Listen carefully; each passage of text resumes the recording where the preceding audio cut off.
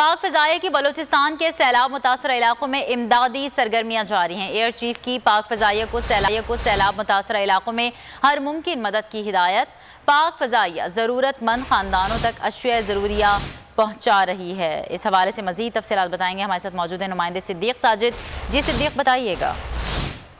جی بالکل، سربراہ پاک فضائیہ چیف مارشل ظہیر احمد بابر سدھو کی خصوصی ہدایت پر پاک فضائیہ کے بیسز جو ہے وہ سیلاب سے متاثرہ علاقوں میں ریلیف آپریشن جو ہو رہا ہے اس میں بڑھ چڑھ کر حصہ لے رہے ہیں۔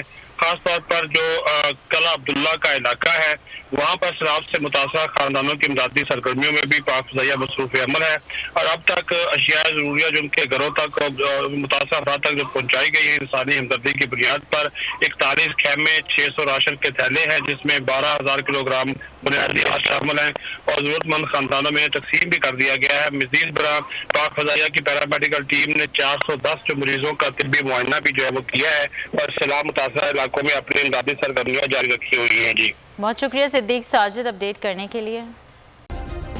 سبسکرائب کریں اور بیل دبائیں تاکہ کوئی خبر رہ نہ جائے۔